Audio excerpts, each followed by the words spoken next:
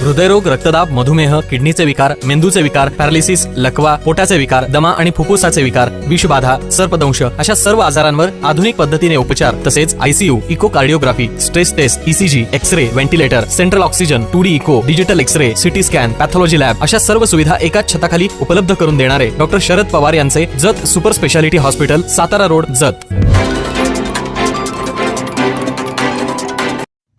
जत तालुक्यात उपमुख्यमंत्री अजितदादा पवार गटाची एंट्री, जिल्हाध्यक्षांच्या उपस्थितीत भव्य कार्यक्रम. जत तालुक्यात अखेर उपमुख्यमंत्री अजितदादा पवार गटाची एंट्री झाली असून राष्ट्रवादीचे जिल्हाध्यक्षपद स्वीकारल्यानंतर जिल्हाध्यक्ष वैभव पाटील यांनी जिल्हा पिंजून काढण्याचा सपाटा लावला आहे. त्यांनी जत येथे रविवारी बैठक आयोजित केली होती. या बैठकीला भाजपाचे माजी तालुकाध्यक्ष सुनील पवार यांनी उपस्थिती दाखवली.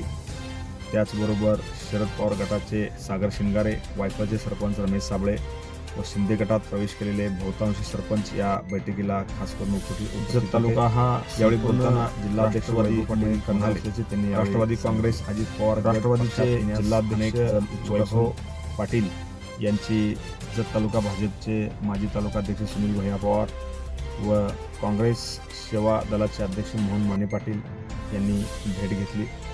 यावेळी ते येणाऱ्या काळात अजित पवार गटात प्रवेश करणार का याची चर्चा मात्र सर्वत्र रंगू लागली आहे.